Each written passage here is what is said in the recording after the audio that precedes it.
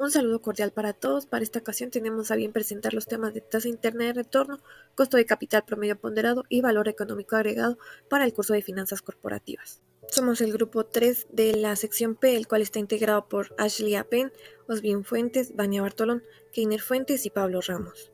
La tasa interna de retorno es una medida financiera que indica la rentabilidad de un proyecto o inversión.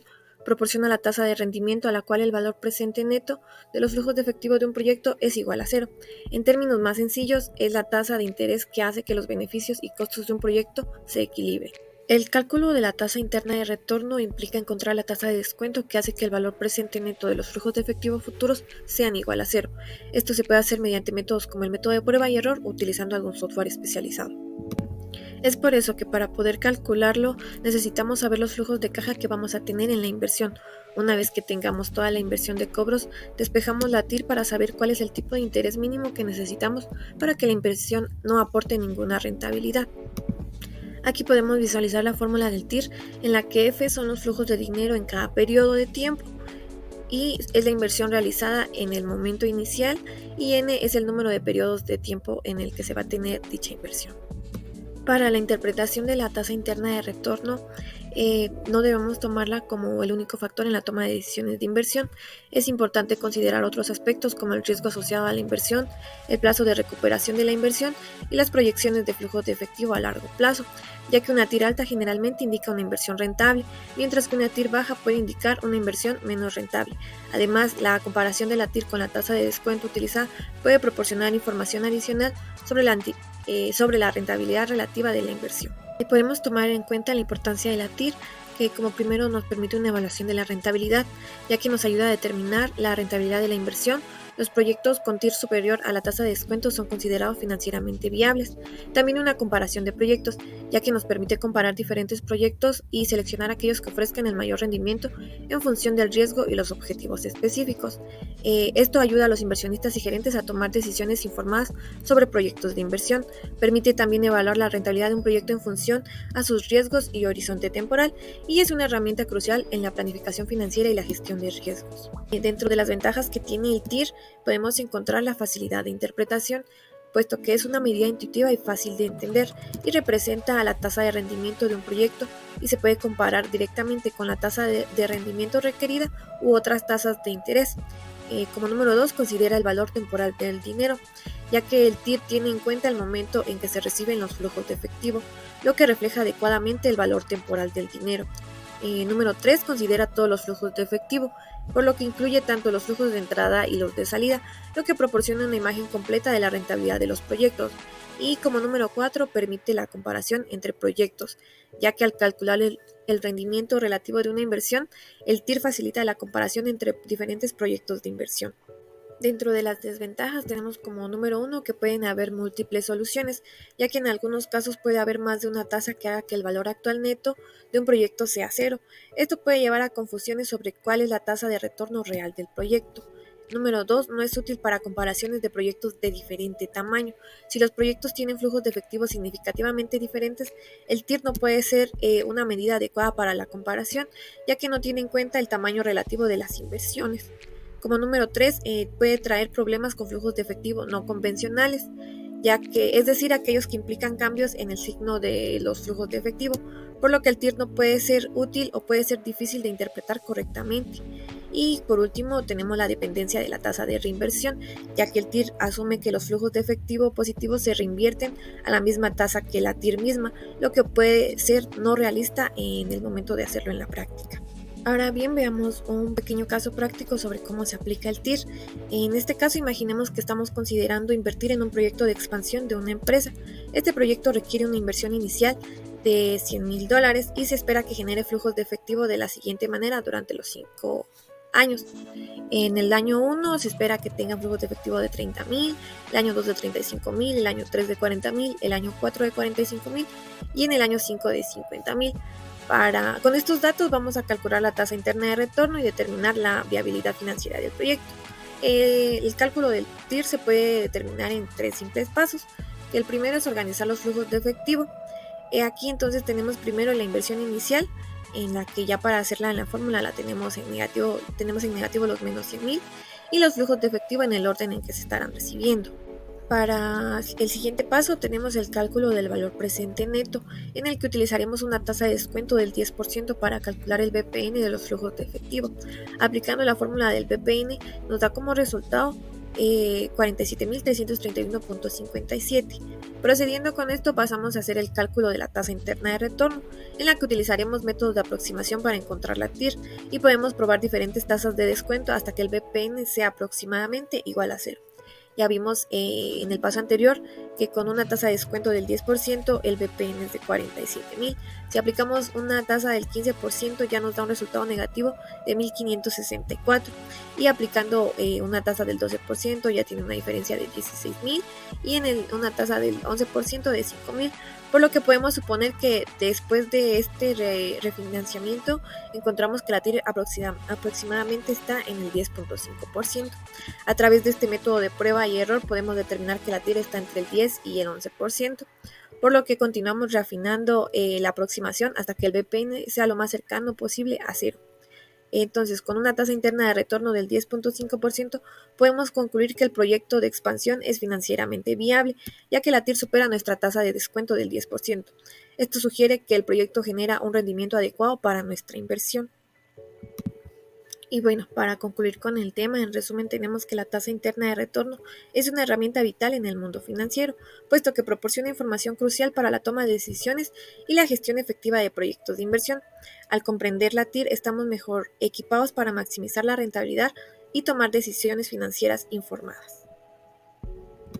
Siguiendo con el tema, presentamos el costo de capital promedio ponderado, por sus siglas en inglés, WACC. ¿Qué es el costo de capital? Dice que el costo de capital es una tasa de rendimiento promedio que debe tener una empresa para compensar su financiamiento. Es decir, este costo debe de cubrir por utilizar capital de terceros y regularmente se hace a través de la emisión de acciones o títulos de deuda. Si una empresa, por ejemplo, quiere expandir sus operaciones o lanzar una nueva línea de productos, debe evaluar si el rendimiento esperado es suficiente para poder cubrir todos los costos de financiamiento. De esta manera puede tener claro si se trata de una inversión que vale la pena y si existe potencial para obtener ganancias. Para calcular el costo de capital se requiere conocer los montos, la tasa de interés, efectos fiscales de cada una de las fuentes de financiamiento seleccionadas, por lo que vale la pena tomarse el tiempo necesario para analizar diferentes combinaciones de dichas fuentes y tomar la que proporcione la menor cifra. Para decir que un margen de costo de capital es aceptable, la tasa ponderativa o el resultado final del cálculo debe ser menor a la rentabilidad del proyecto a fondear. Por lo tanto, es ahí donde entran otros conceptos como el TREMA, que es la tasa de rendimiento mínima aceptable, y la tasa de interés libre de riesgo. ¿Qué es el WACC o costo promedio de capital? Es una medida del costo promedio que incluye tanto el costo de capital propio, que son las acciones, como el costo de capital ajeno, que son las deudas. Este se utiliza para poder evaluar proyectos de inversión y poder comparar su rentabilidad con el costo promedio de capital de la empresa.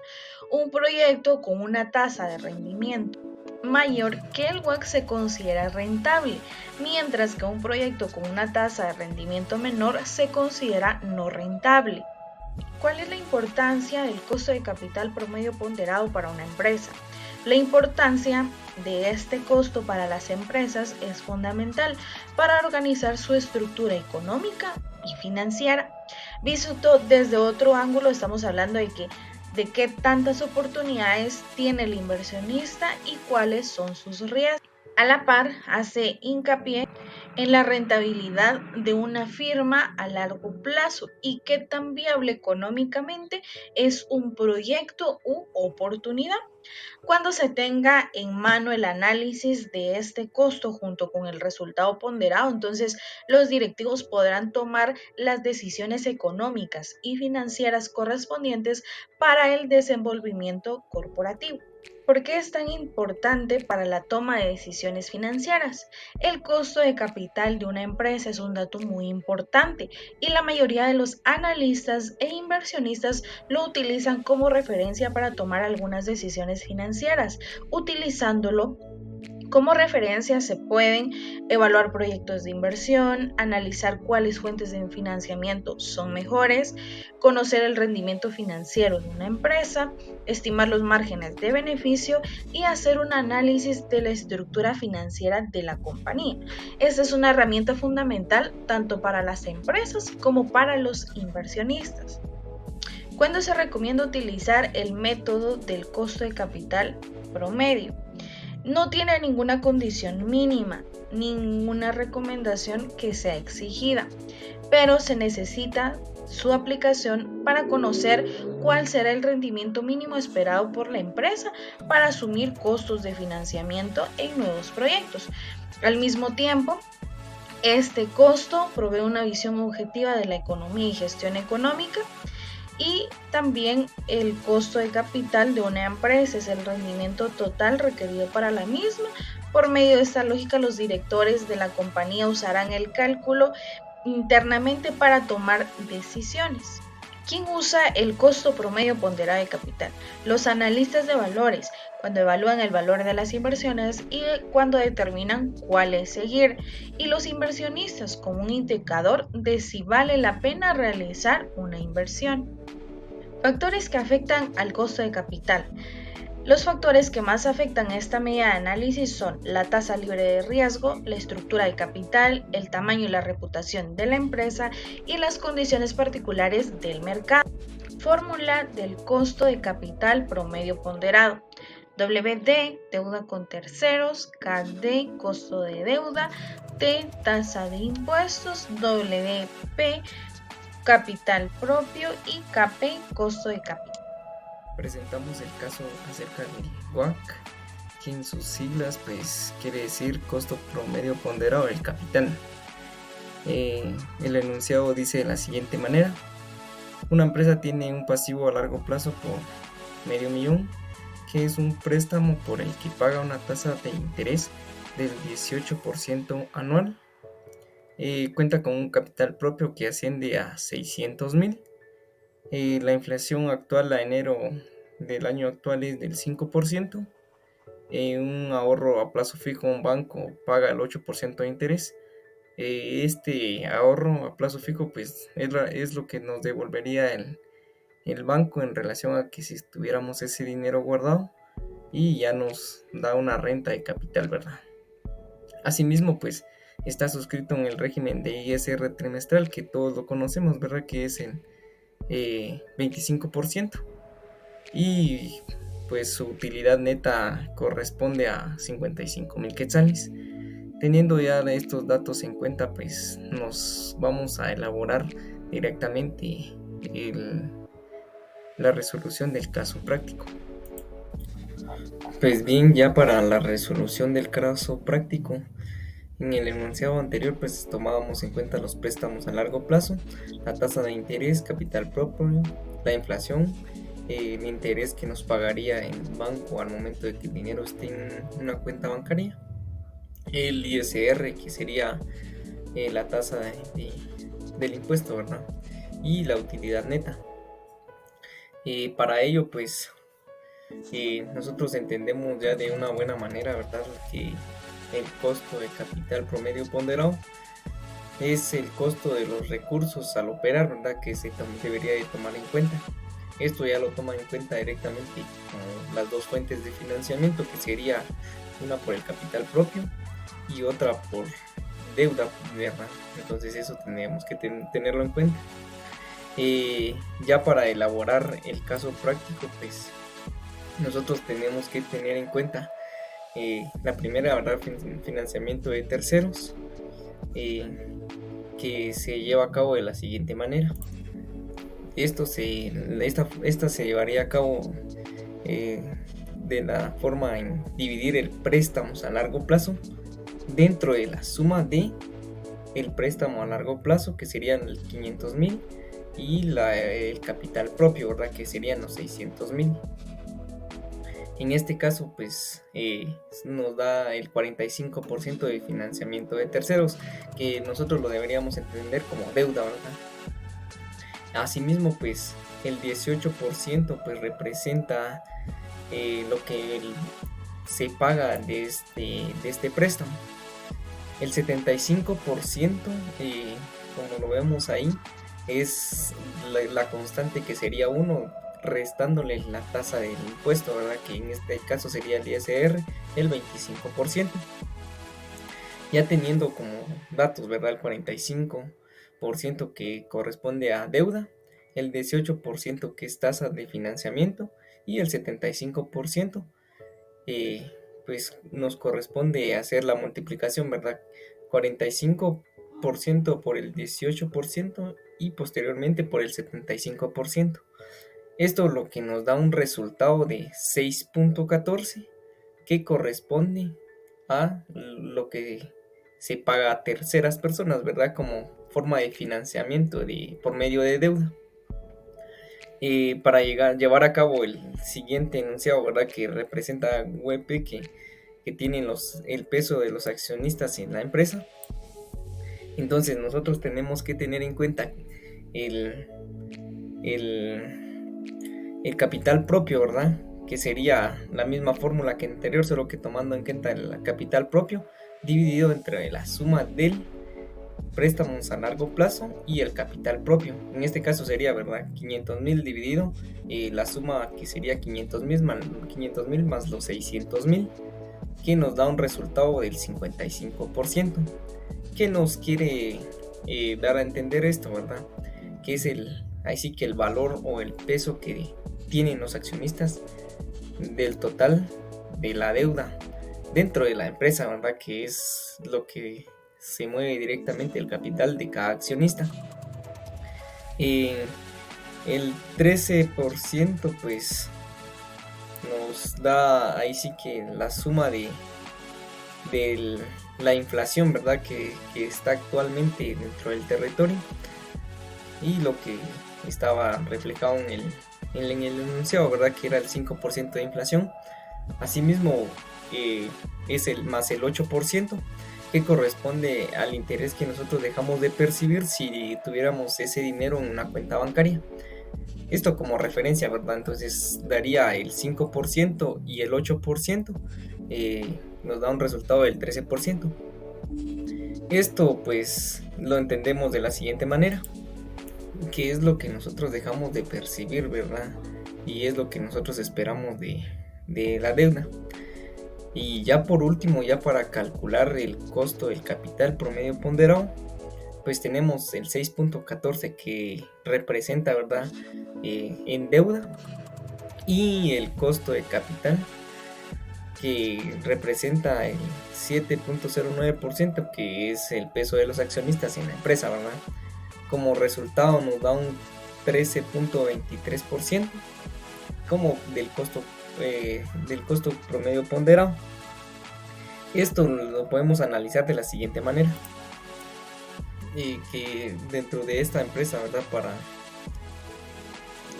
Como conclusión, ¿verdad? Del 13.23, pues esta empresa indica que el costo del financiamiento del promedio ponderado es de un 13.23%. Esto implica que la empresa debe generar un rendimiento mínimo en este porcentaje, ¿no?, en sus inversiones para crear valor para los accionistas y poder cubrir sus deudas. Dado que el costo promedio ponderado del capital puede utilizar esta tasa como una referencia para evaluar la rentabilidad de nuevos proyectos de inversión. Y ya para concluir, ¿verdad? A la empresa le cuesta un promedio la utilización de financiamiento interno y externo del 13.23%, y el valor de esta entidad en el mercado pues representa dividiendo los 55,000 de utilidad neta dentro del costo promedio ponderado del capital, ¿verdad? Que en este caso pues nos daría que en el mercado la empresa pues tiene un valor de 415.807.56. Y con eso concluimos el caso práctico. Valor económico agregado, EVA, por sus siglas en inglés Economic Value Added. Establece la relación accionista-empresa. Por un lado, los accionistas esperan que el valor de su capital se incremente gracias a las decisiones que toma la gerencia. Y por otro lado, la alta gerencia busca la forma de ser más eficientes en su toma de decisiones. Por consiguiente, el valor económico agregado EVA es el importe que queda en un negocio cuando ha cubierto todos sus gastos y la rentabilidad mínima estimada. Se utiliza como un método de rendimiento financiero para calcular el beneficio económico real que obtiene una empresa. Principales objetivos del valor económico agregado EVA. El EVA surgió para cubrir las lagunas y solventar las limitaciones de los indicadores económicos tradicionales. El valor económico agregado sirve para determinar los objetivos de negocio, medir el rendimiento de la empresa y conocer los costos en los que incurre. El valor económico agregado también es una herramienta de comunicación corporativa dirigida a los inversionistas y accionistas, ya que permite evaluar el desempeño de la empresa y el nivel de riesgo que puede representar e invertir en ella. Fórmula para el cálculo del EVA. Tenemos EVA es igual a activos productivos por utilidad neta dividido activos productivos por costo promedio ponderado. A continuación tenemos un ejemplo en el cual se le demuestra la forma de aplicación del EVA. Ahora les vamos a presentar el caso práctico sobre lo que es el EVA, el valor económico agregado. Dice que nos sirve para determinar los objetivos, en este caso del negocio, medir el rendimiento de la empresa y conocer los costos en los que incurre. Proporciona una medida que permite también alinear las metas de la empresa y determinar si las inversiones de capital están generando un rendimiento mayor o, en este caso, a su costo. Para ello nos podemos dar cuenta que nos da una serie de informaciones. Uno de los pasos nos habla de cómo calcular el NOPAT, que no es más que la utilidad de operación neta después del impuesto. Y también nos da otra información en el paso número 2, que es calcular el capital invertido, la inversión en este caso operativa promedio neto. Además de la información que nos presentaron los cuadros anteriores, también nosotros debemos de velar acá en este caso en la diapositiva. Vemos el paso 3, que es calcular el WACC. El WACC no es más que el costo promedio ponderado, que es lo que nosotros conocemos con este nombre. O sea, ¿cuánto me cuesta a mí financiarme como empresa? Tenemos cuánto me cuesta financiarme, cuánto me cuesta mantener los activos en este caso. Y si nos damos cuenta en la diapositiva, en el cuadro número 3, nos da como resultado, después de todo lo que nos da la información de la estructura de capital, el total de financiamiento, el WACC equivale al 6.41% al final del cuadro. Entonces ya para calcular el EVA, esta información sí es de mucha utilidad. Para calcular el EVA entonces debemos de calcular previamente el ROIC. Y el ROIC no es más que el rendimiento de capital operativo, que ya nos lo proporcionó la información la diapositiva anterior, y lo realizamos pues de la siguiente manera. En este caso la utilidad de operación después del impuesto, el NOPAT lo dividimos dentro del capital invertido, y para ello la información que nos presenta en el cuadro es que el NOPAT, la utilidad de operación después del impuesto, nos dio en el cuadro un total de 148 pesos. Esto lo dividimos dentro de 1.158 pesos, que es la inversión operativa promedio neto.